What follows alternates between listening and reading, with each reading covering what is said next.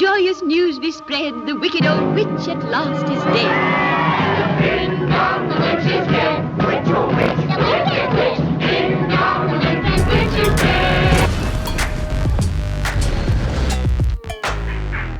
Apparently the Dark Queen herself, Kathleen Kennedy, is finally going. Yes, she's planning on leaving Lucasfilm. I got all the money, bitches. And for some reason, people are celebrating this. Holy shit!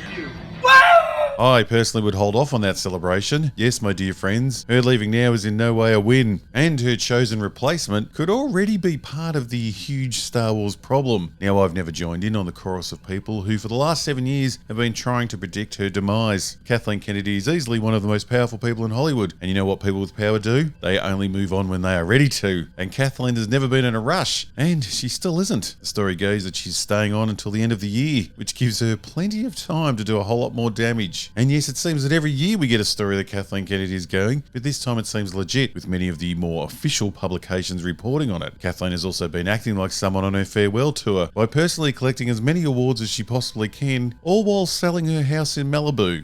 I got all the money, bitch. But Robot Head, you may be asking, why shouldn't we be celebrating? Well, would you be celebrating if someone returned your lost dog, but they'd shot it in the head? No, you wouldn't. Now, from the very beginning, Kathleen Kennedy put herself in the firing line by turning on the man that trusted her with his baby, George Lucas himself. And you sold them?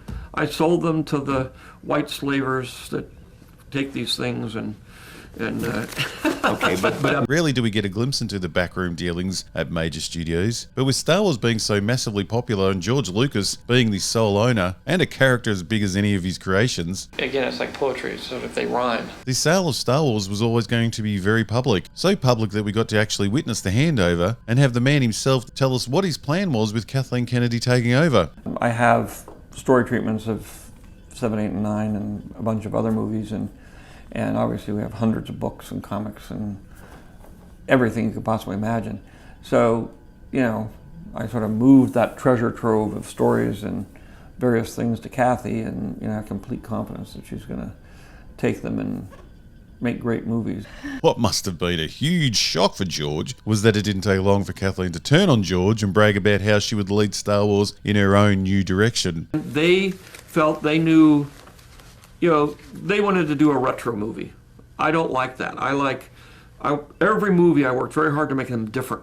It is truly baffling and an early warning sign of what was to come that a producer who had never run a studio or had created anything herself would ignore the ideas of the man who created the Star Wars universe and made it the biggest IP of all time. And it wasn't just George Lucas's ideas she was throwing in the bin. She also decided to virtually delete all the books that contain stories that fans have been enjoying over the years. Blueprints for where the on-screen Star Wars could have gone, just thrown out in the trash. The fact that she stated that Star Wars didn't have any stories to draw on makes you wonder if she even knew they existed, because that comment alone should have been setting off the alarm bells at the Disney HQ. We all forget that Kathleen only joined Lucasfilm in 2012, just before George left, so I wouldn't be surprised at all if she didn't know the existence of all those books. Boy, trying to work out if someone is just arrogant or an imbecile is never easy. The amazing thing with Kathleen's 13-year reign at Lucasfilm is that it has seemed completely haphazard from the get-go, something the mainstream media has always denied, up until now. Yes, even the sycophant media, who usually break their necks to run the Disney narrative, are starting to admit that maybe, just maybe, she wasn't the right person for the job. Well, they haven't got the balls to say that directly, but they are tiptoeing around the subject, mainly because, like tits on a bull, it's hard to ignore. The other topic they dance around, besides Kathleen's total lack of creativity, is the way she spends money. My God, the money that she has spent on some of the worst television of all time is staggering. Shows that cost hundreds of millions of dollars that hardly anyone watches. How Disney has looked past this is worthy of its own investigation. Hundreds of millions of dollars just wasted down the shitter. Andor on its own is costing a whopping $660 million. And they're American dollars, so they're actually worth something. How? And it generates next to no income for Disney. There's no ticket sales, no syndication money. Its sole purpose is to hopefully convince parents not to cancel their Disney Plus subscription for another month. And at that job, it's failing. Kathleen's creative decisions may be forgiven if she was some type of financial genius who was pumping in the the money, like some type of female Michael Bay who creates absolute garbage, but garbage that makes a lot of money. But she isn't. She is terrible at the creative side and the business side. Yet, she is still coming out on top. What is going on, Hollywood? What rituals do I have to perform to have the job security and the ability to fall up that Kathleen Kennedy, J.J. Abrams and Zack Snyder enjoy? Neil Blomkamp makes one crappy film and now he has to fight for every job he gets, while these three somehow have careers that come with lifetime guarantees. And Kathy's like, Adam Driver. We're like, mic drop.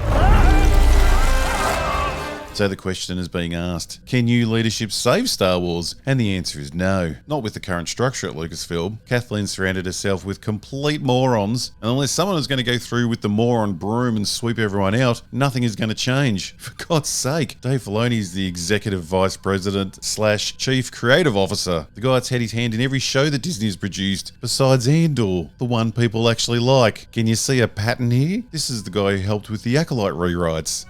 You're fucking kidding me.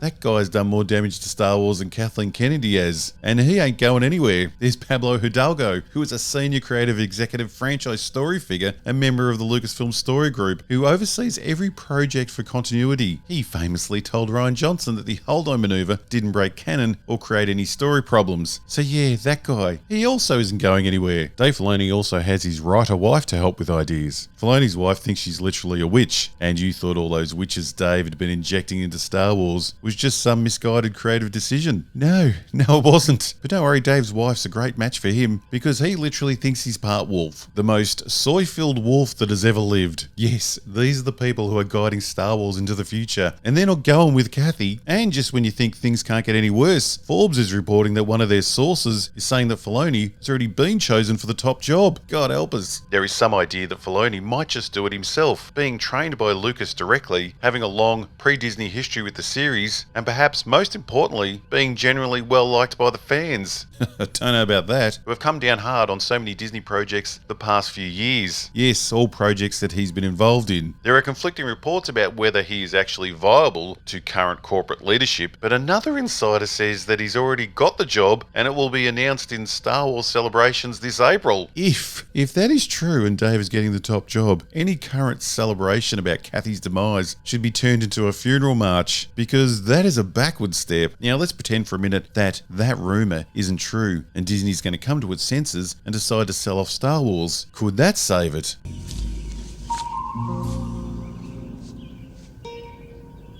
What the fuck is this piece of shit? Well, no. The biggest block in anyone saving Star Wars is that it's just way too late. Everyone has stopped caring. It's not even amusing to laugh at it anymore. We all went through the initial shock of The Last Jedi. Many of you jumped off then. The Rise of Skywalker shed off more fans. A Jedi's weapon deserves more respect. But nothing has turned off the fans more than the streaming shows. I was hanging on with the smallest glimmer of hope, mostly because I have to for my job, right up until The Acolyte. But that woke garbage broke me, which I didn't even fully understand until I tried to watch The Skeleton Crew. It was watching that show that I realised I now fucking hate Star Wars. All the joy's gone. I don't need to see another space witch or fucking space pirate for the rest of my life. Can't see, how am I supposed to fight? But even after all that, yes, Kathleen Kennedy driving the biggest and most loved franchise into the ground and blowing what is literally billions of dollars, she's still coming out the winner. The woman is bloody 72 years old this year. She made it past most people's retirement age. She is worth a cool $300 million. She has a list as long as your arm of hit movies she has worked on. My name's on some of the best films of all time. What have you done, bitch? The Force Awakens is still the 5th highest grossing film of all time and remains the highest grossing film in US domestic box office history. Do you really think she gives a thought on what us losers think? Of course she doesn't. She won. And as they say, history is written by the victors. Any Star Wars bruise on her legacy will be overshadowed by the career she was lucky to have by attaching herself to the right people at the right time. Look, I think if the voices on YouTube and the public complaints had been heard back in 2018 and the bombing of Solo had been taken seriously by Disney and they'd moved Kathleen on back then I think there would have been some reason to celebrate. But you don't celebrate getting your stolen car back if it's been totaled, and Star Wars is totally destroyed. The only positive that can come out of all of this is that Kathleen has driven Star Wars so off the cliff that I don't even recognise it anymore, which is good, because it means that when I want to revisit a galaxy far, far away, I can fully enjoy it knowing that it all ended in 1983. Alright then, we'll agree that it ended in 2005. That'll keep you happy. It really ended. invented in 1983. Thank God for physical media.